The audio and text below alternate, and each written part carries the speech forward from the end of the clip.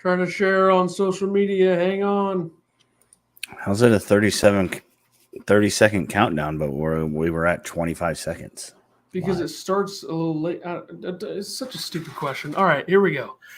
2023-24 college hoops season preview show. This is how the structure works of the season. We do this. Then we have the Illini Basketball Podcast all year. I'm going to throw the link to that in the description of this.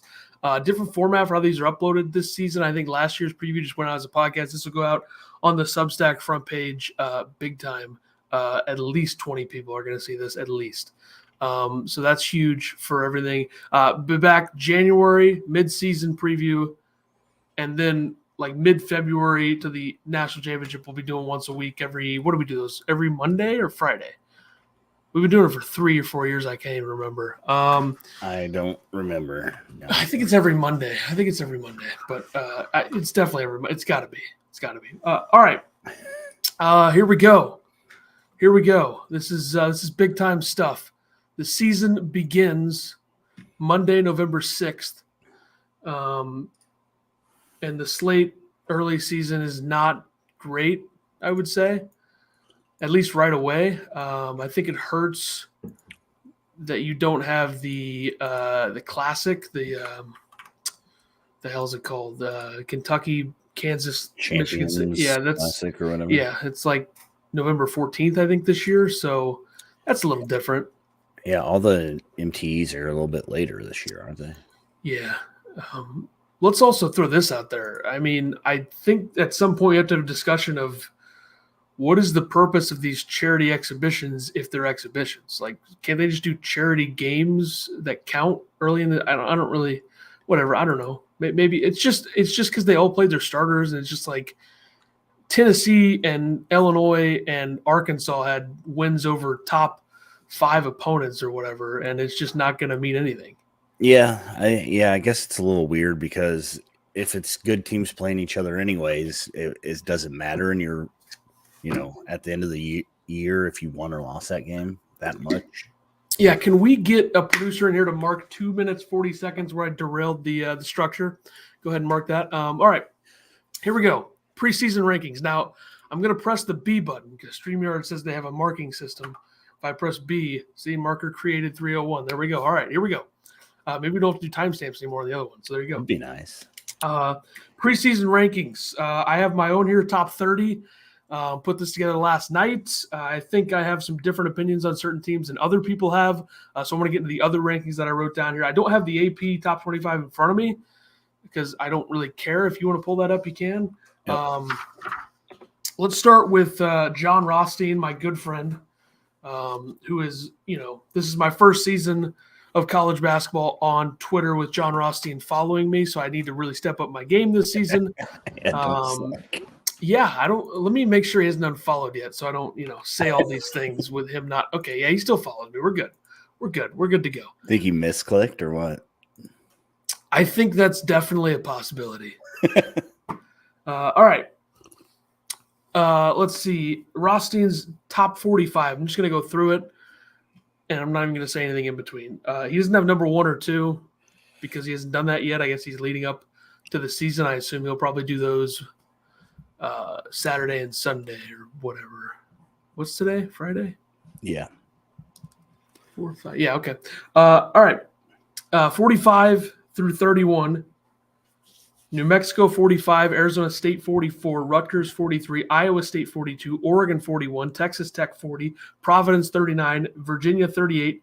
Here's a surprising one. Alabama 37. That feels disrespectful, but that's just my thoughts. Auburn 36, even though I said I'd give no thoughts. That's shocking not to give a thought. Kansas State 35, Northwestern 34, Wisconsin 33, TCU 32, UCLA 31. Memphis 30, Mississippi State 29, Xavier 28, North Carolina 27, St. Mary's 26, another surprise to me. Maryland 25, Colorado 24, St. John's 23. Might be buying into the thing a little too early there. Baylor 20. They did lose to a D2 team or like a community college or whatever the hell that was they played. It had to be D2, but they were without their 2 best players, which is still not an excuse, but it is true. Kentucky, Baylor 22, Kentucky 21, Illinois 20, San Diego State 19, Gonzaga 18, Texas 17, Villanova 16, Tennessee 15, Arkansas 14, Texas A&M 13, Houston 12, USC 11, Creighton 10, Miami 9, Arizona 8, UConn 7, Marquette 6, FAU 5, Michigan State 4, Purdue 3, and then Duke or Kansas will be 1 and 2. My guess is he goes Duke 1, Kansas 2. That's just me. I think there's a little bit to the fact that maybe relying too much on returning players to teams and ranking them a little higher because of that. I look at FAU as an example of that, having them at number 5. Yeah. And Seems to be a thing people do, though, right? Yeah, I try to not do it as much because I think if you look at some of the metric stuff, FAU is not a favored team in metrics, which is only tells one part of the story, but there's obviously something there. Looking at Jeff Goodman's rankings, his top 25. This is from the messenger.com. Just some highlights here with his. I don't really want to go over the entire thing. Notable, he has St. John's 24. He has Illinois nowhere to be seen. So there you go for you out there, you Illini fans out there. He's got Kansas 1, Duke 2, Michigan State 3, Purdue 4, Houston 5. He's got FAU 7. He's got St. Mary's in the top 10 at 9. He's got Gonzaga 13. He's got Colorado at 21, Kentucky 25. And then Seth Davis also did one for the Messenger. I guess both of those guys are writing for the messenger.com, which is a new site for media. So, yeah. Never heard of it. Yeah, okay. He's got Kansas 1, Duke 2, Purdue 3, Michigan State 4, Marquette 5, and then there's really nothing else notable. Illinois 23, USC 24. He's got FAU 7. I think I already said that. So their overall rankings feature 4 Big Ten teams. So Maryland 24. Okay. All right. Now the important rankings, which are my rankings, unless you want to bring up the AP.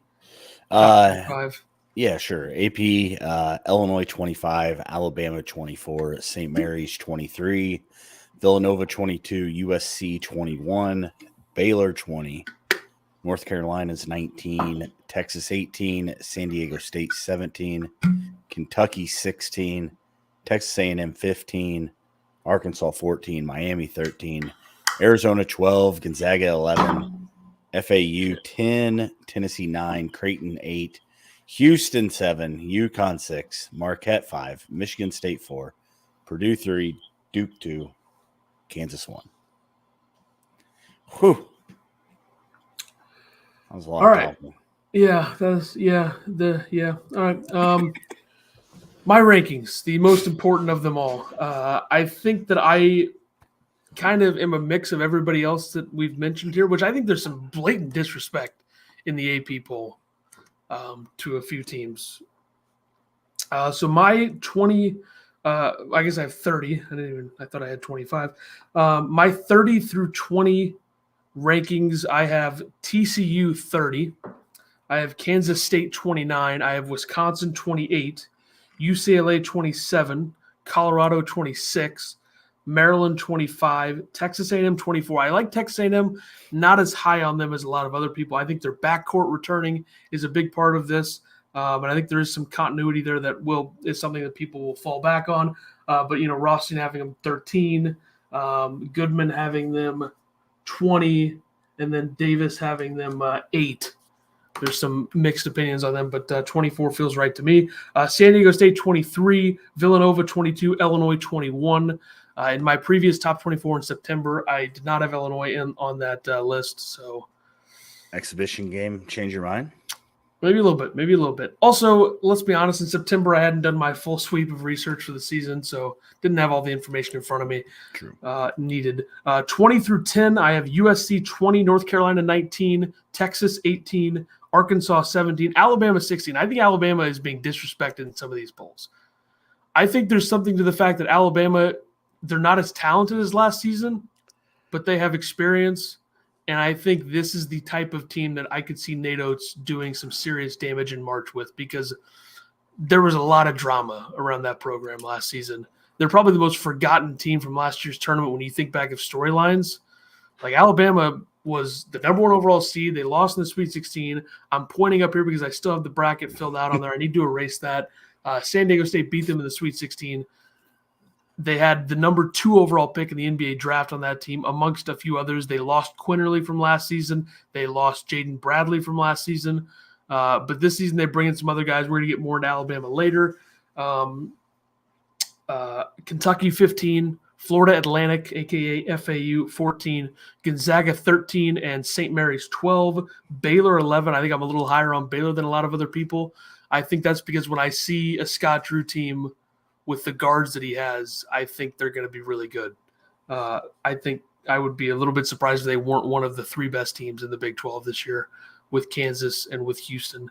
I have Tennessee 10, and then the rest of my top 10, Arizona 9, Michigan State 8, Creighton 7, Houston 6, Marquette 5, Duke 4, Kansas 3, UConn 2, Purdue 1. So change things up. Yeah. I'm very high on the big 3 out of the Big East. A little lower on Michigan State than others, but still have them at 8. I like Arizona a lot. I was extremely tempted to have Arizona a few spots better than that. I think Houston is really, really good. I know a lot of people not ranking them as high. Rothstein had Houston 12. Goodman did have them 5, and then Davis had them 11. So I have them at 6. I feel like that's a good spot. But other than that, I think there's a lot of variation in the rankings already. And I think it's interesting that people are this high on St. John's already. I'm not ready to be there. I don't think St. John's is quite going to be what people may expect, which I think is a lot of that comes from what their program has been as opposed to what they can be under Pitino year 1. I think they're a tournament team. Again, I think they'll make a return there. However, I don't see them as a top 30 team going into the season. I think it's a little insane that like Rothstein had them 23rd. That feels a little insane. And then Goodman had him 24. So I'm not ready to buy fully into that. What the hell's on my paper? All right, got it. All right. Moving along, segment 2. Only 12 minutes, 48 seconds on the first one. Conferences. Here we go. Starting off with the players segment, I will say you could have just put guards to watch, and that's essentially what mine is. It's like all guards. Who cares about bigs, right? Well, guard play matters a lot, folks. And I know the best players in the sport are all bigs, which is great because you have Dickinson, Filipowski, Edey, Klingon, Baycott. I mean, it's all bigs. Did I forget anybody there? Is somebody going to get mad? Bunch of college guys that'll never get to the NBA. Filipowski, Filipowski will, yeah, sure. Yeah. And Edey will too. I just don't know if he'll do anything. Dickinson, no way. Baycott, maybe. He's got the length at the rim. Good protector of the rim. I can see him carving out a roll. Anyway, what am I doing? Oh, I just touched my mic. All right. Can everybody hear me okay? My mic's like not even. Yep, you sound great. All right. Great. Here we go. Conference breakdowns. Players to watch. Atlantic 10, which a couple of these conferences are not good this year. Yeah. Well, why do we go over all of them? I picked like 11 out of 32. My player to watch in the A10 this year is Malachi Smith of Dayton. Dayton, I believe, is the heavy favorite in that Atlantic 10. We'll get there on that. I mean, he's a junior. He's a guard. He was limited last year. Only played 19 games due to an injury. But when he did play, I think he was 6 assists to 2 turnovers a game, which is really good for a guard. And he shot about 40% from 3. So he's a low volume, high 3 percentage guy. Like he only shot 50 of them 2 years ago, shot 40%. Last year, I don't know how many he took, but he shot 38%. We'll get to the Atlantic 10 and Dayton. I'm not a big fan of them, but we'll get there. Mine is Max Shulga from VCU, preseason Atlantic 10 second team, averaged 12 points, 4 rebounds, 4 assists at Utah State last season. Comes over to a VCU team that lost a lot from last season. Their coach, notably, headed over to Penn State. They lost Ace Baldwin as well, amongst a host of other players heading to Penn State as well. Ryan Odom comes in from Utah State. He was UMBC, Utah State, then VCU. So Shulga comes over with Odom, and I think the system continuity there is going to be big. I think he's going to be very, very good in this conference. Over the American Athletic Conference, which is kind of like a 2 teams and then a bunch of other teams type conference. I don't think this conference pretty ugly at the bottom. Yeah. John L. Davis of FAU. He averaged around 17 points in their final when they go to the Elite Eight, Final Four last year. Yikes. Averaged 13.8 a game. He had 29 points against FDU, along with 12 rebounds, 5 steals, and 5 assists. Just crazy numbers. And he shoots like 86% from free throw. So, and had 3 double-doubles last year. There you go. I tried my best to not go with an FAU player here. Good work. So I didn't. Good job. I'm going Javon Quinterly, Memphis. Comes over from Alabama. Averaged 13 points, 4 rebounds, 3 assists before his knee injury in the tournament in 2022 against Notre Dame. I think he's going to play pretty well under Penny. I'm kind of scaring myself with how much I like Memphis this season, which that is probably going to backfire. But either way, I'm a big Quinterly fan. I think he's going to do well at Memphis. You've been a Memphis hater for years. Well, tide's turning. Here we go. Conference USA. I went with Arturo Dean of FIU. He's a sophomore guard. He won Freshman of the Year in the Conference USA last year, where he averaged 12 points a game, 4 rebounds, about 4 assists, and 2.53 steals. He doesn't shoot well from 3, only shot 20%. So if he can get those numbers up, he could have a really good sophomore year. I went with the exact same player. Nice. Yeah, there you go. Told you not to pick my players. Players to watch agami. Like a scoregami in the NFL. Rare score, rare. We picked the same thing player-wise because there's so many players to choose from. But I just think his numbers stand out, you know. Yeah. I think the big question, I didn't even listen to you there because I was trying to plug my phone in. I don't know if you mentioned this. Yeah. I think if can he improve from 3 was what I wrote. He's 12 for 60. So that's got to improve. But I think the skill is there from an offensive standpoint, and I don't think FIU is going to be very good this year. But if they're going to finish top 5 in the conference, it's going to be him making a leap and averaging more than 12, 4, and 4. If he can get like 17, 5, and 4, I feel like that would be good. But who knows? I just think that this conference is full of a lot of boring teams. Because the best teams in the conference are all teams that are good defensively and not good offensively, at least metric-wise going into the season. Like Liberty's the only team with an offense even close to the top 100 in a host of metric sites. So these are preseason metrics, so they don't matter quite as much as the results that we could see. Mountain West. I went with Jamal Mashburn Jr. of the New Mexico Lobos. He was at Minnesota his freshman year, followed Patino to New Mexico. He led the team with 19 points per game, 3 rebounds, 2 steals. Had a really good season. I expect him to have another really good season this year. They did get knocked out of the NIT by a little guy named Justin Harmon, who put up 32 against them. So suck on that. I'm going with his teammate, another guy that transferred to New Mexico this season. I'm going Nelly Jr. Joseph. Played at Iona last year for Rick Pitino. Now he goes to New Mexico to play for his son, Dick Pitino. He was voted as one of the defensive players of the year in the Mountain West preseason. I think he was tied with Lamont Butler, I think, of San Diego State. So he had that going for him. I think he's going to be a big part of the front court. You look at the New Mexico team from last season, they lost quite a bit. Toss him in there. He was pretty effective at Iona. So give me Nelly Jr. Joseph. I had to go with a non-guard pick at some point and a defensive first type player. So even though his offensive numbers weren't bad either. Missouri Valley, which the Missouri Valley this season is ugly. I went with Donovan Clay of Missouri State. He's a 6'8" senior guard, weighs 230. Averaged 12 points, 5.5 rebounds, 3.5 assists, and a block. It's a big guard. Yeah, Donovan Clay's a stud, and he's like the only reason to watch Missouri State this year.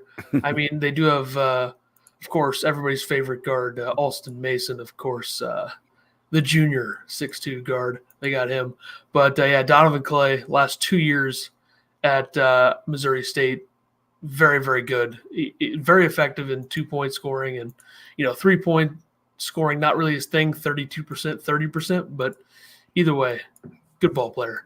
I'm going with – this conference is awful, by the way. I'm going Bowen Bourne of Northern Iowa, who 18 points per game last season, junior year this year, shot 41, 37, 84 splits last year. He's going to play a major role for Northern Iowa. The consensus favorite in this conference is Drake. I think Northern Iowa and Missouri State are probably the only two teams that I could see maybe upending them because I even think after that, though, like I think Northern Iowa and Bradley are probably the two teams. But I feel like after Drake and Bradley and Northern Iowa and like maybe Missouri State and Indiana State, it's just a huge drop between the rest of the conference. So This conference stinks now. Loyola Chicago being gone hurts, even though Loyola Chicago hasn't done anything since leaving there. It's not what it used to be. But either way, there's still intrigue at the top because I know Drake is a pretty heavy favorite. But who knows what happens in the conference tournament in St. Louis in March. All right, West Coast Conference, the last before we get to the power conferences. I went with Graham Ike of Gonzaga. I picked him last year. That's not how you pronounce that. Graham Ike, I think it's Ike, yeah. I'm sure I mispronounced it last year when I picked him too. I think one of us definitely picked Mashburn last year too, so we're really mixing it up. Yeah, but yeah, he played for Wyoming last year, but didn't play due to an injury. I think he might be injured now. He didn't play in the craziness in the kennel. But 2 years ago, he had 19.5 a game with 9 rebounds. So we'll see what he can do at Gonzaga if he gets healthy to play. Leg injury is why he sat that out.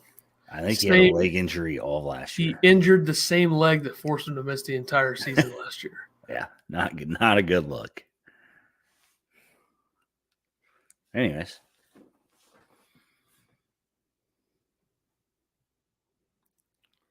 Are you broke? Ethan's froze on my screen. Uh-oh.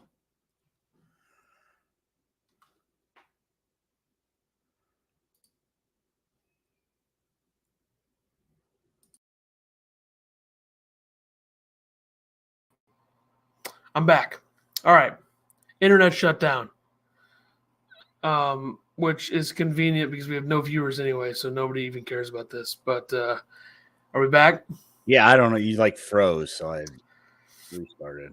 I think we're back. My thing still says 2 bars out of 3. It's fairly good, it says, but I'm plugged into the router. This is BS. Anyway, okay. Fix it, StreamYard. My West Coast Conference pick is Aiden Mahaney of St. Mary's. I would be stunned if he doesn't win West Coast Conference Player of the Year. I'll throw that out there right now. Big time player. 14 points per game last season. I think that's going to go up. 42, 40, 72 splits. Big part of this team. Aiden Mahaney, easy pick. Not even a second thought. ACC. I went with Reese Beekman of Virginia. He's senior guard, averaged 9.5 points per game, 5.3 assists per game. With Kie Clark gone after his 67th year or whatever he was, I think that Beekman's going to handle the ball a lot and be the leader of the Virginia team. So it's unfortunate for Kie Clark that his last play of his career was throwing it away to Furman, and Furman ended up winning. That's tough. I don't know what you do about that. My pick is Tyrese Proctor, the guard from Duke. A lot of people are going to be talking about Filipowski this season and how great he was as a freshman and what he can do this year for them. But I think Proctor might be, if he's not the top breakout candidate in the country, he's one of the top. Proctor, NBA upside, I think he's going to have a huge season. I think his assist numbers are going to explode. Duke has a ton of talent. I think Duke is going to be much better than they were last year, and last year they were a 4 seed and lost in the second round to a good Tennessee team. So give me Tyrese Proctor of Duke. I can't believe Reese Beekman is still playing college basketball. Good pick. Big 12. I went with Kevin McCullough Jr. 6'7". He was transferred from Texas Tech. He transferred out with Terrence Shannon Jr. Averaged 10.5 a game, 7 rebounds.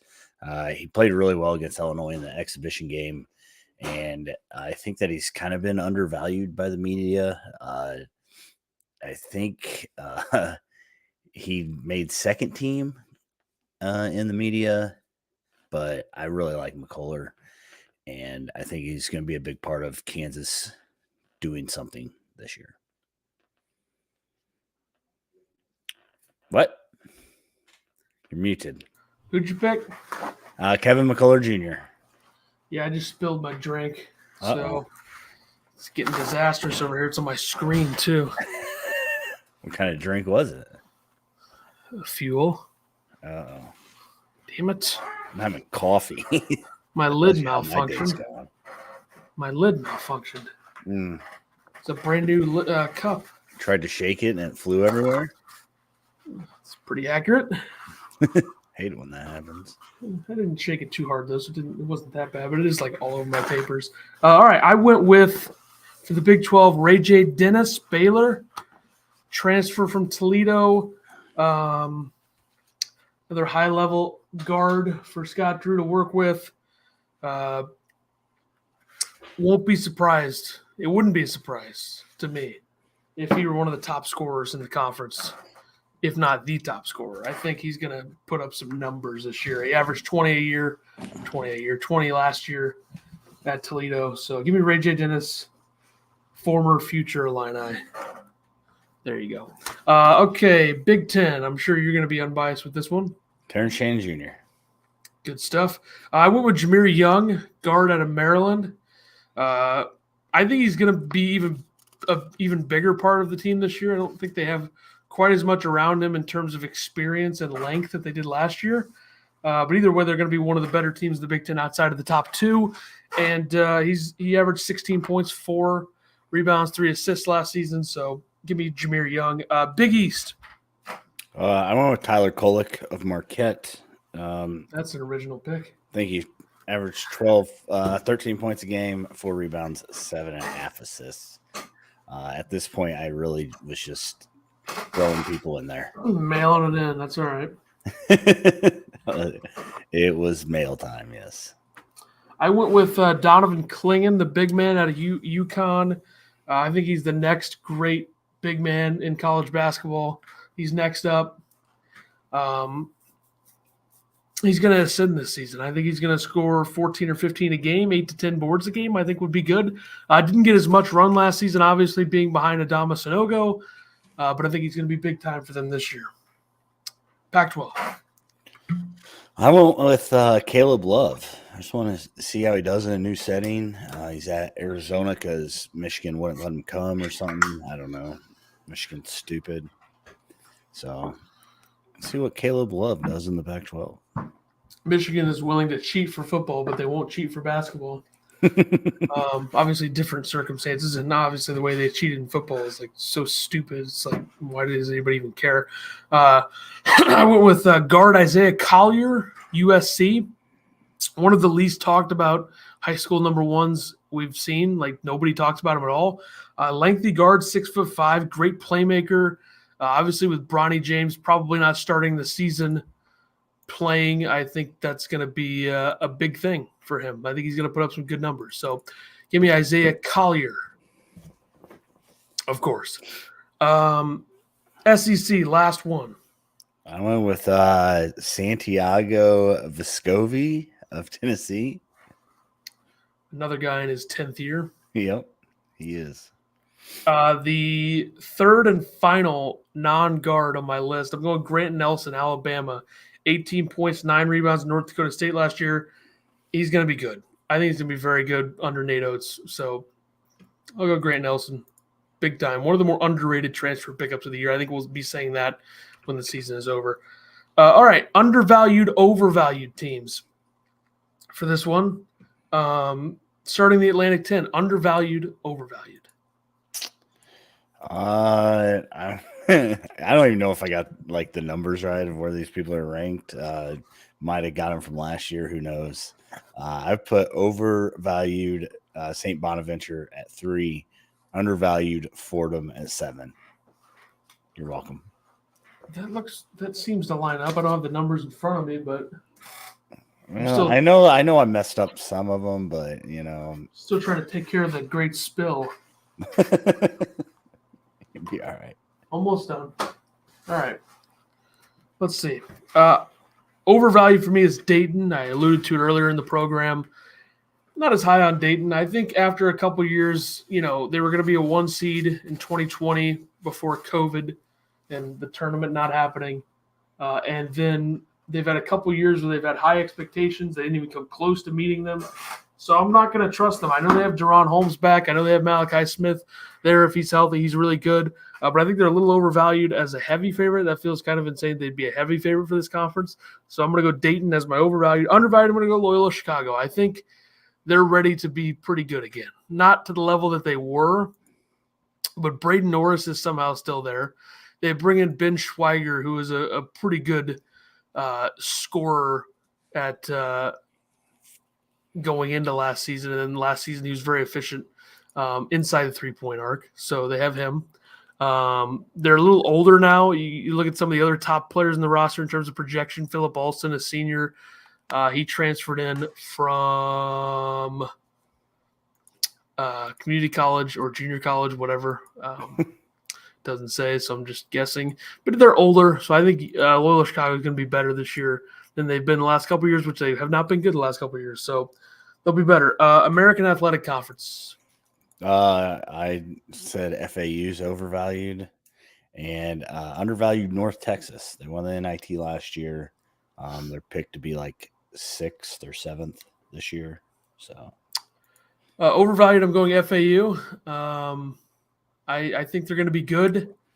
I don't think they're going to be top 10 in the country good. I don't think they're going to be top 15 in the country good. I don't think they're going to be top 20 in the country good, but they'll be somewhere outside of that. They're good, but come on. A lot of people are basing too much of what we saw. You know what? I'm not even going to say that because it's probably wrong. But FAU, a little overvalued to me. I don't know. And then undervalued, I'm going North Texas. So we were on the same page there. Yeah. They got Ross Hodge in there year 1. Grant McCaslin left for Texas Tech. I like this team. Lengthy, old, experienced. They're going to defend their asses off. I worry a little bit about the offensive side. But give me North Texas undervalued. Conference USA. Overvalued MTSU. Undervalued FIU. Overvalued to me is Middle Tennessee. Middle Tennessee as well. I mean, we're on fire here. Yeah. I like that we're the same, so you actually have something to say after you say it. Well, Middle Tennessee to me, I just don't like them. I don't know. I don't think that they are good enough on both sides of the ball to be one of the top teams in this conference. I'll take that back. They're not good enough to win the conference. And I know they weren't picked to win the conference, but a lot of people have them way up there. I don't have the for first is what I saw. So I don't have the projections in front of me for the preseason poll there for the Conference USA. Liberty and Middle Tennessee were both 71. So they tied for first. Liberty had 5 first-place votes. Middle Tennessee had 1 first-place vote. My undervalued is Sam Houston State. Where are they? 6. 7, right? 6? Okay, yeah. FIU was 7. Sam Houston State is wildly underrated. Wildly. This team can defend. They're old as hell. They have 3 guys that can score the basketball. Lamar Wilkinson, Jaden Ray, and Cameron Hufner. Mm-hmm. Yeah. Sam Houston State is going to win this conference. Print that. Wow. Print it. Okay. Mountain West. I got Boise State overvalued. They're predicted to be 2nd, and UNLV undervalued, predicted to be 6th. I'm going Colorado State as overvalued. I think offensively they're going to be really good. Isaiah Stevens is still there. I worry a little bit about the defensive side of the ball. I worry about their depth. I don't think they have a lot of depth. That could change, but I'm going to say Colorado State slightly overvalued. Undervalued, give me New Mexico. I think they are the second best team in this conference pretty easily, and I don't think they were voted second in the preseason poll unless they were. If they were, then I'm just going to pretend like I never said anything. So I like New Mexico. Missouri Valley Conference. I picked UNI. Overvalued. Missouri State undervalued. I'm going Bradley overvalued. I think their offense is going to struggle. They lost Rink Mast. Offensively, I just don't think they are going to be good enough. I think Drake's better. I think Drake is the best team in the conference. Then I do think Northern Iowa is second. So we do disagree a little bit on that. But I just worry about the offensive side of the ball for Bradley. Undervalued, I'm going also with Missouri State. I think Missouri State, from an offensive perspective, after Donovan Clay might be a concern, but I think they're balanced enough to where they can be a top 3 team in the conference alongside Drake or Bradley or Northern Iowa. So Missouri State slightly undervalued. On to the West Coast Conference, which is always the hardest because it's just – what the hell? By the way, Drake is picked to win it. UNI is second. Bradley's third. Just so you know. Yeah, Bradley overvalued. They should be fourth. It's ridiculous. It's insane. I don't even know. What do you do with the West Coast Conference? I put overvalued St. Mary's at 1 and undervalued Gonzaga at 2. I mean, is there any other teams in there that even matter? BYU's gone, so – this damn lid won't shut. Got it. All right. Overvalued for me is San Francisco. I'm kind of playing the middle of the conference here. San Francisco, can you pull up the preseason poll? Yeah, I can. Because I didn't base this off of that. I based it off of a lot of different things combined. Okay. Got you. San Francisco's picked third. Thank God. Okay, yeah, they're overvalued. I think offensively, I don't love them.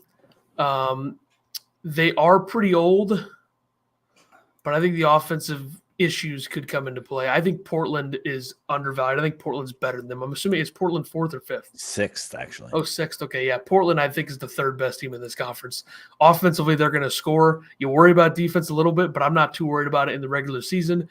They have 3 seniors that are probably going to lead the way for them offensively: Tyler Robertson, Chris Austin, and Christian Solund.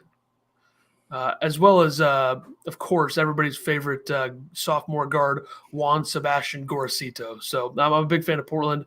Offensively, I think they're going to be really, really fun to watch. And I think they're the 3rd best team in the conference. So there you go.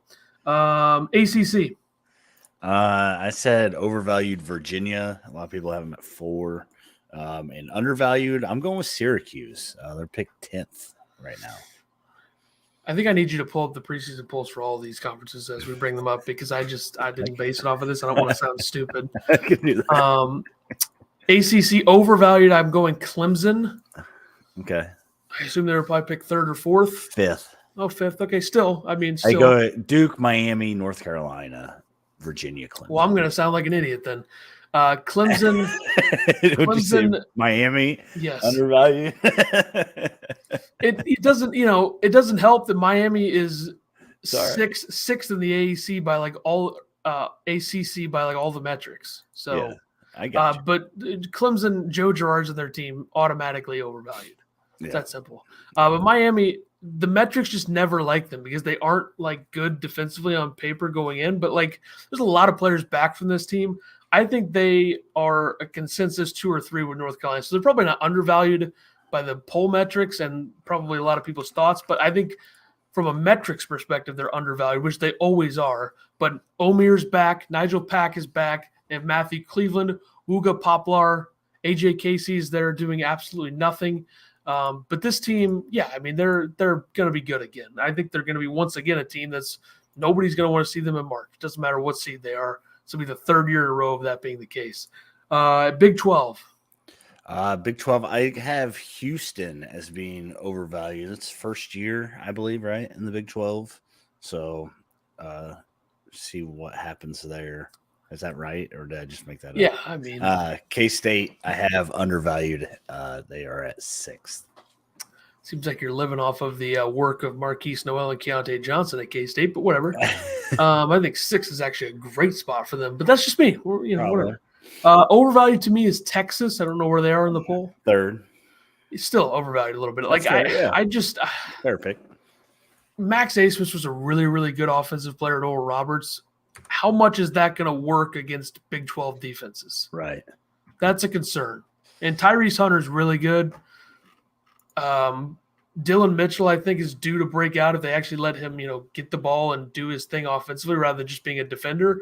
Overall, they're a pretty old team, but Chris Beard's a way better coach than Rodney Terry, and that concerns me a little bit. Yeah. I know Rodney Terry rallied the troops, and they were really good with him last year. I don't think that's going to carry over this season as much. So I think Texas is a little bit overvalued. Undervalued, give me Baylor. I think Baylor is legit. Are they 4th? Yeah. Okay, yeah, that makes sense. I think Baylor's the 3rd best team in this conference behind Kansas and Houston. Yeah. Like I said earlier, Ray J. Dennis is there. Jalen Bridges is back. Langston Love is got another season going in. They got a freshman stud, Jacoby Walter, in the fold. So give me this Baylor team to make somewhat of a return because last season they went down in round 2 to Creighton after beating UCSB. This won't be a national championship contending team, I don't think, but they'll be somewhere in the realm of that second tier when it's all said and done, in my opinion. Big Ten, I'm sure you'll be unbiased here.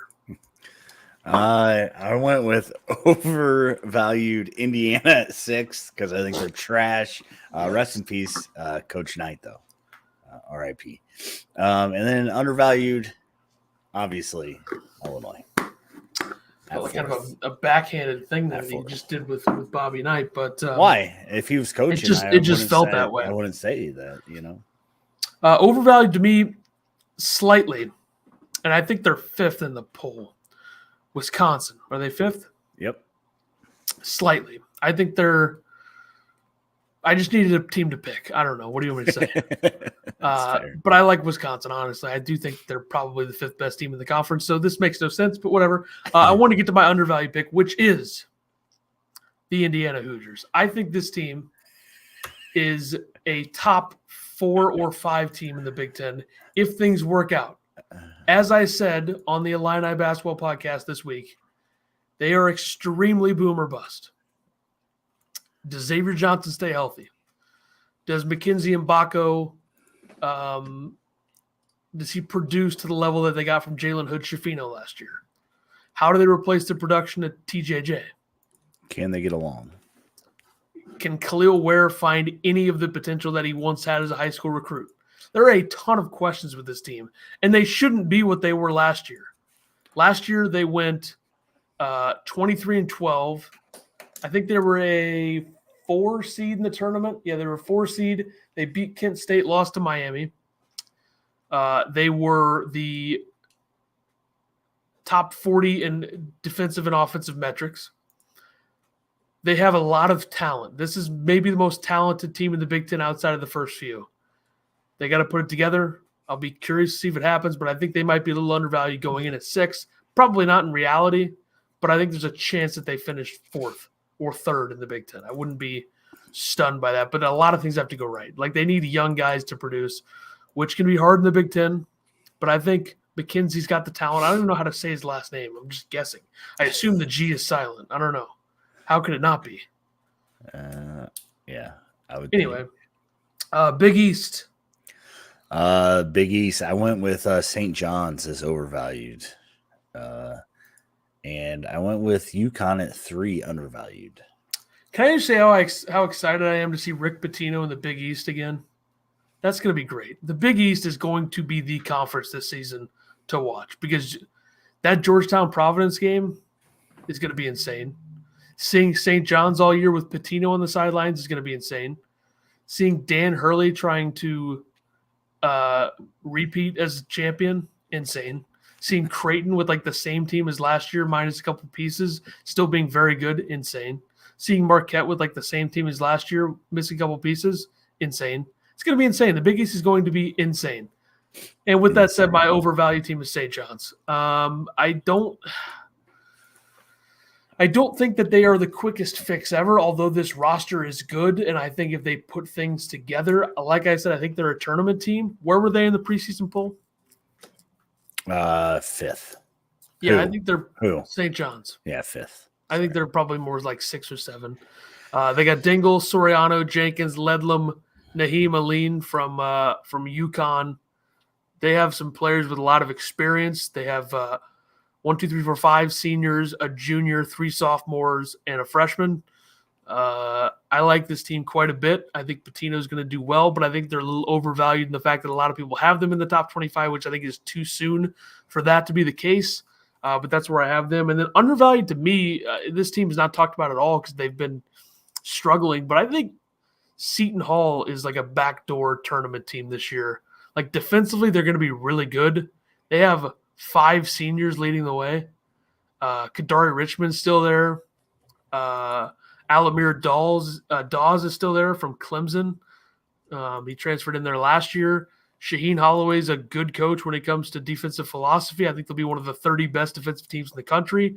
I think they're going to grind it out. I think they're going to be good enough to be on the bubble and win 10 or 11 games in the Big East. I like Seton Hall. I don't think anybody. I haven't heard anybody say a word about Seton Hall this year. No, they're 9th in the coaches poll. I think they're better in front of Butler and DePaul. So that is straight up disrespect. Okay, Pac-12. Pac-12. I'm going with USC overvalued at 2, and I mean you got to pick them, right? Arizona State undervalued at 6th. Glad you did because I did not. Overvalued to me. I don't know where this team is in the poll. Stanford. Overvalued? Yeah. 8th. Okay, we're not reading the same clippings as they are, but I just think Stanford. Maybe Stanford's undervalued then. I don't know. They're 8th. I'm going to go overvalued. 8th in the media poll. So. Overvalued. I'm going to go with nobody, and then I'm going to go undervalued Stanford. They got Peja Stojakovic's son, Andre Stojakovic, on the team. They got some other older players. They got Jared Bynum there from Providence. They're going to be good offensively. It's just about defense. Can they put it together? And then my other undervalued team is UCLA. I don't know where they are. Probably third. Yeah. So I'm going to go overvalued UCLA, undervalued Stanford. I just flipped it right in front of everybody's face live. SEC, the Pac-12 poll, preseason poll, might be the worst I've ever seen, by the way. Just hearing it, not even looking at it, sounds horrible. SEC. The SEC, I have overvalued Texas A&M at 2, undervalued Alabama at 5. I have Alabama undervalued as well. Overvalued, I don't know where they are. They're probably 7th. Auburn. Auburn is 6th. Okay, yeah. Slightly overvalued to me. A lot of the same players back. Don't care. Honorable mention, undervalued Florida. They might be 5th, though. Maybe 7th, 5th 8th. or 7th. 8th. Okay, yeah, they're definitely undervalued. This is another one of my picks, a team that cleaned up in the portal. They got Zion Pullen there, transfer from UC Riverside, a scoring point guard. They got Riley Kugel back. I think he's going to have a big-time offensive season. Will Richards there, back, former Belmont transfer. Walter Clayton Jr. from Iona is in there now. This team, talented, a lot of new pieces. We'll see how they put it together. Tyrese Samuel also there from Seton Hall. So I like Florida a lot. I think they're another pick that could be undervalued. I love how you went into that blind. Like, you just pick 2 teams, and you're like, I don't know. Hopefully the perception is the opposite of what I think. Yeah, there you go. That was dominant performance by me. I put up some Wilt Chamberlain numbers there. That was good stuff. All right, winner pick. Conference winners. Atlantic 10. Who you got? Dayton. I know you love them. Yeah, I hate that pick. I'm going with Duquesne as my winner. Excuse me? Probably a top 30 offense team. They have a lot of seniors. By a lot, I mean they have 7 seniors that are probably going to play. Keith Dambrot, the head coach, he's been there forever. Their best year under him. This is a team, by the way, that has like some of the best metrics for any team in the conference. They went 1-16 2 years ago in this conference. So they are on the up and up. I think their offense is going to be electric. Give me Duquesne to win the Atlantic 10. Dayton, fraud alert. Preseason fraud alert, Dayton. American Athletic Conference. I went with Memphis. When I said I was too high on Penny, I might be too high. I also went with Memphis. I think they beat FAU by 1 game in the standings. I think Memphis goes I'm going to say Memphis goes 14-4. FAU goes 13-5. There are teams in this conference to feast on. Whether it's East Carolina, Temple, Charlotte, South Florida, Rice, Tulsa, UTSA, those are teams that you can feast on. And I think Memphis is going to do it. I think Memphis is the most balanced in the conference. So give me Memphis. Riding the penny train this year, I guess. I don't know. Conference USA. Western Kentucky. Yikes. I can't believe you said that out loud. What do you mean? That's your worst pick by far. Why? What's wrong with Western Kentucky? My metrics here have Western Kentucky ranked as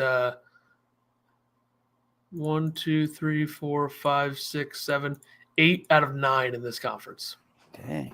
They're according to the preseason poll, they're third after Liberty and Middle Tennessee. Who is that?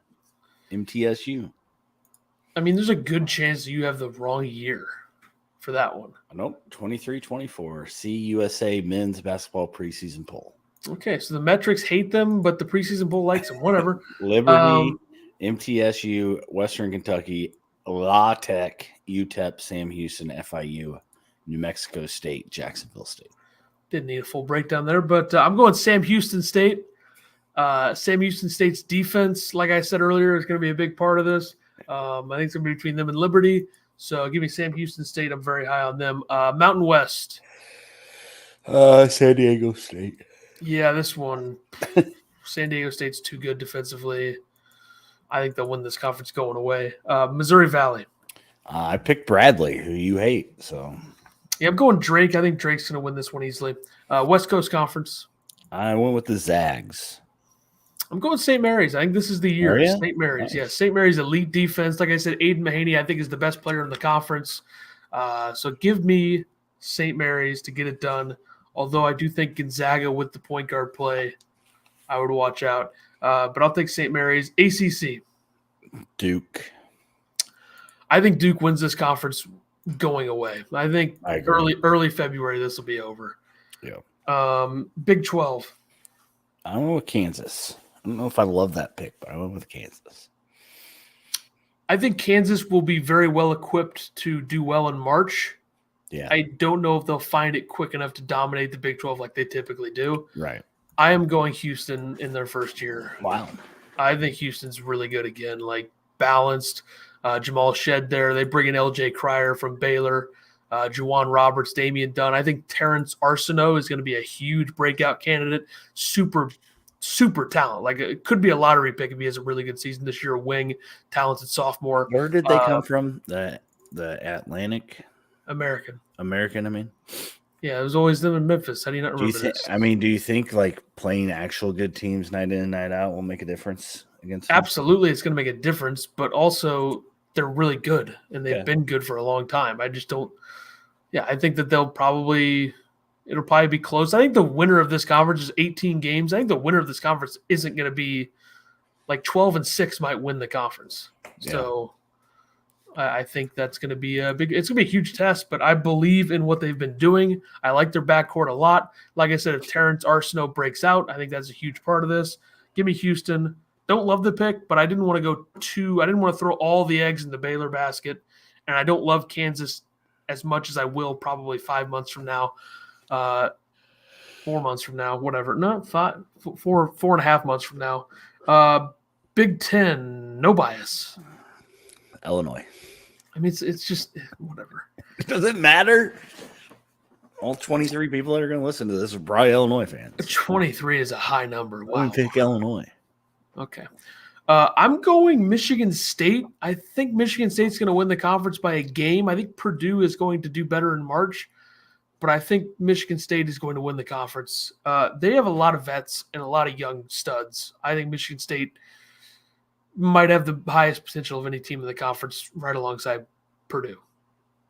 And if you see George Costanza in bed behind my picture here, it's because it's on the TV on the left. So there you go. Put my head in front of it there. Big East. Give me UConn, the national champs. Why I don't know why people are hating on UConn so much. I'm the biggest Hurley guy anybody will ever meet ever, probably. Yeah. But I'm taking Creighton. I think Creighton's right there with them. I think Creighton has Baylor Shireman back, Trey Alexander back, Ryan Kalkbrenner back. They bring in Stephen Ashworth from Utah State, who was a great scorer for them last year. Shot 43% from three, 106 for 247. Creighton's really good. Creighton is, give me Creighton. Pac-12. Arizona. I'm very high on Arizona as well. I think their backcourt's going to surprise. I know Caleb Love is a quote-unquote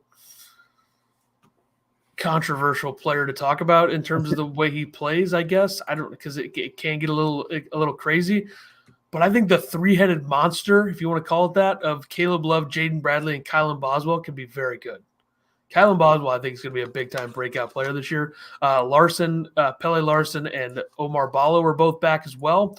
Obviously, they lost some key pieces from last year, but this team's going to be very good. Another underrated player that they brought in, Keyshawn Johnson, the wing from San Diego State, another good defender. So I think Arizona's going to be very good. I think USC is also going to be very good. I think UCLA is going to be good, but I don't think those teams are going to be quite as good as Tommy Lloyd's Arizona Wildcat squad. SEC. Oh, Tennessee. Yeah, I think Tennessee is the best team in the conference by quite a bit. Defensively, they're extremely experienced and good. So I think Tennessee's the obvious pick here. Moving along, biggest storylines segment. Here we go. Two big coaching storylines. Rick Pitino to St. John's and Ed Cooley to Georgetown. Your thoughts? Yeah. It's good stuff. What do you think about Cooley leaving Providence for Georgetown? I mean, I think that it's you look at it like it's a step down because of where Georgetown was, but I think Georgetown's definitely a bigger name job. It's not his fault that it got ran into the ground, right? Yeah, I think Providence fans, I guess, have a right to be upset, but I also don't blame Cooley. Yeah, I think it makes it harder because it's an in-conference move. But yeah, and I think that's also part of what's going to make their matchup so great when it's in Providence. That's going to be – there have been some electric games at Providence the last few years. This one's going to be insane. If I lived in that area, I would be there. I would be boots on the ground. But I got a couple guys that might be boots on the ground, so we'll see. Nice. And Rick Pitino to St. John's was the most obvious thing that I think we all knew was going to happen at some point. It'll be interesting to see. I mean, I think it brings a completely different look to the St. John's program, a program that's been pretty disgusting for a while. When was the last time they were relevant? I think they played in the first 4 game in Dayton against Arizona State one year, I think, when Chris Mullen was there. So not great. A couple big transfers, big name transfers. Hunter Dickinson to Kansas, Caleb Love to Arizona. Which player do you think has more success from a statistical and winning perspective this year? Who? What? Jesus. Hunter Dickinson to Kansas, Caleb Love to Arizona. Oh, Arizona. I think it's crazy that like Hunter Dickinson was named the Big 12 Player of the Year, top newcomer. Like, well, who else is there for that? I don't know. There's got to be other people than him. I don't think there's a lot of like really, really good individual players in that conference. Like a couple. I mean, a big man that shoots 50% isn't that good, though, is it? Like, has Hunter Dickinson ever done something just like you're like, wow? He banked in a 3 against Illinois. That was pretty cool. I don't know. Here's a question. How did we go from a Duke, North Carolina, Kansas, Villanova Final Four in 22 to a UConn, San Diego State, Florida Atlantic, Miami Final Four in 2023. Parody. Is it a good thing, though? I mean, I don't know if it's a good thing. I think it's on the line whether it's good or not. I mean, it makes the tournament more exciting, but at the same time, it's not great. Like UConn just dominating everybody last year kind of made the tournament not that much fun too. So I mean, fun for me. I'm a Hurley guy. Sure. I had a great time. But, I don't know. I think this year it's going to balance out a little bit. I think we'll see a bit of a mix. Not like a San Diego State, Florida Atlantic mix, but like there'll be some fresh blood in there a little bit, I think. That's my guess. Here's some fun secret scrimmage results. Florida beat Miami 91-89. North Carolina beat FAU 79-63. Michigan beat Marquette 115-111 in 4 12-quarter segments. Indiana State beat Cincinnati 70-68. Indiana State's not good, by the way. And Colorado State beat Minnesota by 28. Minnesota 87-49. Yeah. Ben Johnson is going to be fired before the season is over or at the end of the season. Yeah, not a good look firing Pitino. Here's a question. Does Kenny Payne survive the season at Louisville? I mean, not if he's taking swings at players. I don't know if that happened, but that was the rumor. Follow-up. Does Sky Clark survive the season at Louisville? Yeah, I think he will. I think Sky Clark is going to be the guy with the ball in his hands the whole time. I think he put up 24 in that exhibition game. So I think that Sky Clark is definitely happy. If he can score 20 a game, he'll be a happy guy. He couldn't do that at Illinois. So doesn't it feel so perfect that they're going to fire Kenny Payne and bring in or just have Nolan Smith as the interim? He's been there for a while. He's been an assistant forever. He was at Duke. I think that's going to happen probably. But either way, Notre Dame is actually worse than Louisville going into the season. So who knows? I mean, Louisville probably wins 5 games in the ACC this year, maybe 4 or 5, and 8 games overall. So yeah. These are 2 big seasons or 2 big time coaches with huge seasons ahead. John Calipari and Matt Painter, I think both pretty significant seasons. Painter coming off of losing to a 16 seed. Calipari coming off of another year where Kentucky probably should have been better. They lose in the second round to K-State. So we'll see. I mean, Kentucky has a lot of talent this year.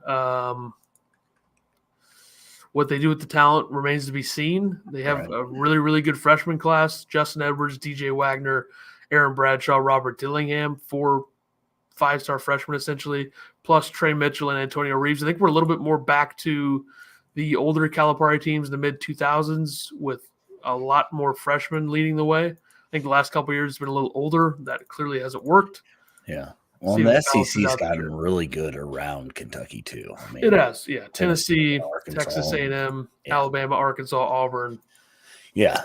It's weird to see Kentucky picked by the media as 4th to finish 4th in that conference. So, and then Purdue, like I said, they got everybody back pretty much. They lost in the first round last year. A lot of questions about Painter's ability in the tournament. So, big season. Looking at some of the best non-conference stuff, they mark that, nailed it. Let me see here. The best early season tournaments and multi-team events. I'll go over some of the notables here.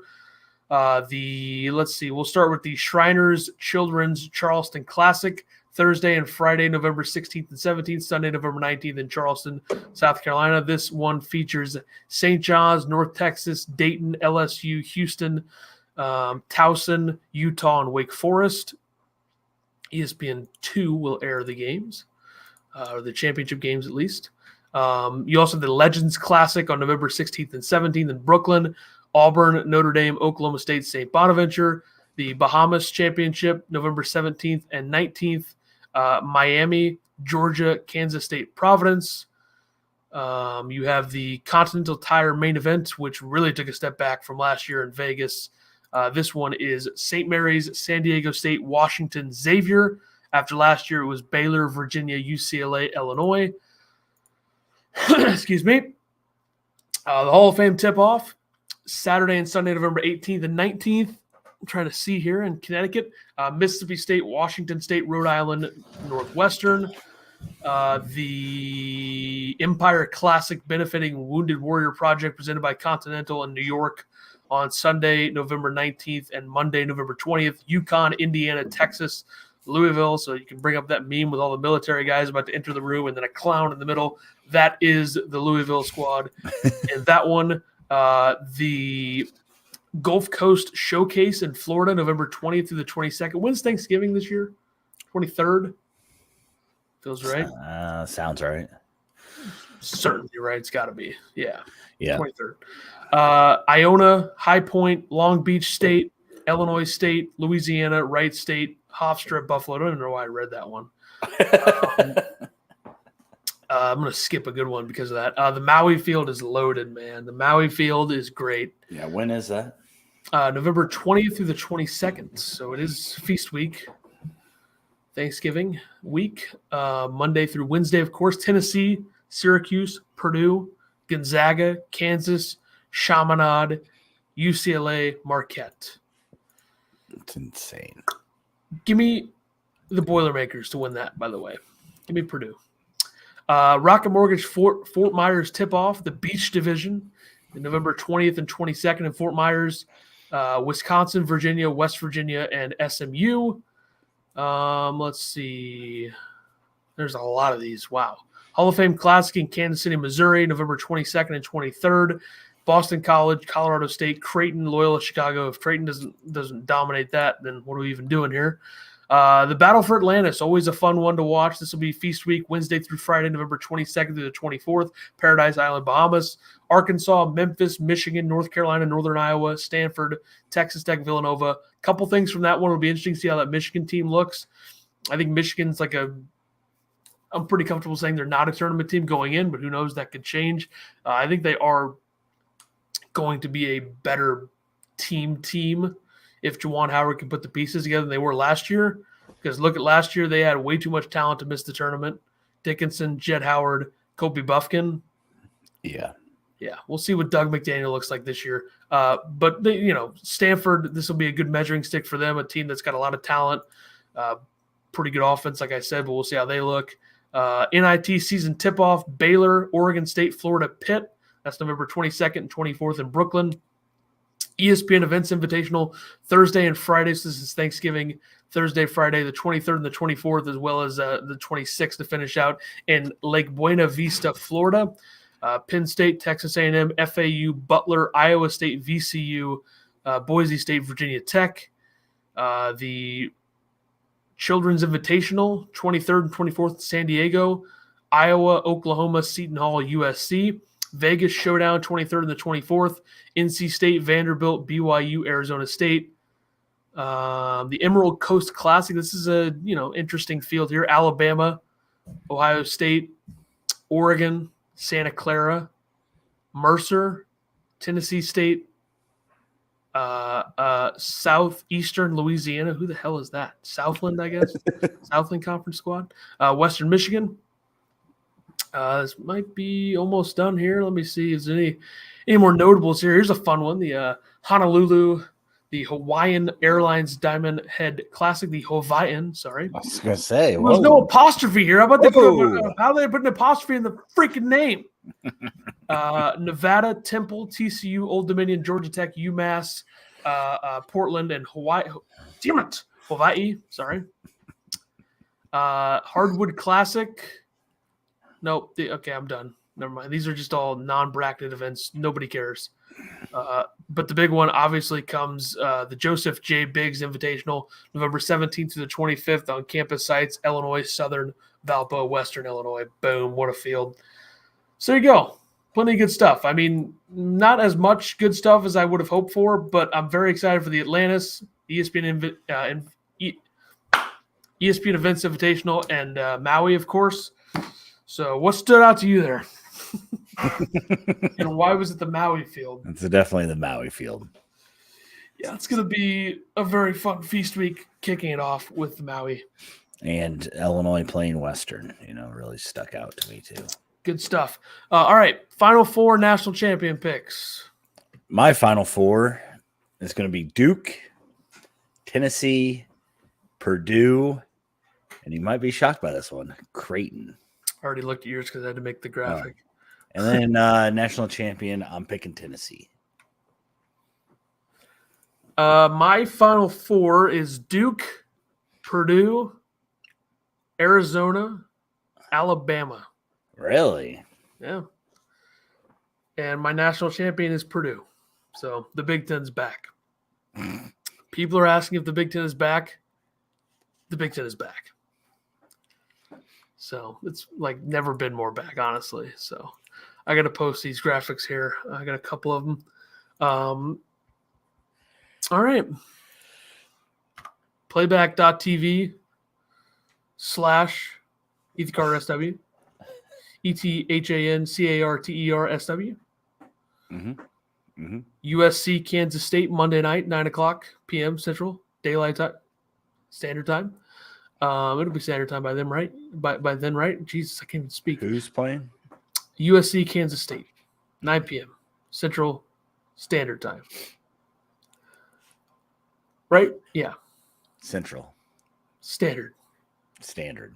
Yeah, because it's Central Daylight, then it's Central Time. Standard. Yes. Time. The T is for time, yeah. Yeah, we'll start with that one. I don't know if you'll be joining me for that. Maybe the second half. We'll see. Yeah, or we're watching the Illinois game before that, right? Yeah, it's a 7. Be a little late to the K-State USC stream. Just looking at some stuff here schedule-wise. It's Fortnite Mondays, though. So. Nobody cares. November 7th, Auburn and Baylor play on the second night of the season. That'll be a good one. November 8th, you get FAU, Loyola, Chicago, Arizona State, Mississippi State. Those are the Barstool Classic ones in Wintrust Arena in Chicago. Those will be a couple good games. Just looking at some other notables here. I think November 10th is really where we're going to be like, okay, season's back on. Here we go. Arizona, Duke, Tennessee, Wisconsin, Texas A&M, Ohio State, San Diego State, BYU headlining there. November 11th, nothing. November 12th, nothing. November 13th, Michigan at St. John's at MSG. That'll be an interesting game. And then Xavier at Purdue. Props to Xavier for not being as good this year, but still going to Mackey Arena. Is Pitino playing every home game at Madison Square Garden? I'll have to look at that. I talked about wanting to do that. November 14th, Duke, Michigan State, Marquette, Illinois, Kansas, Kentucky, Wisconsin, Providence. So there is some stuff before the big events, but there's also a few days where there's just nothing. Let me look at St. John's schedule here. Hold on. Holding. I got to type now. Here we go. St. John's. They are not yet. Their first game is against Stony Brook. It's Carneseca Arena in Queens. So they have Purdue just landed a 7-3 center. So what's his name? I don't know. Nobody's surprised by this.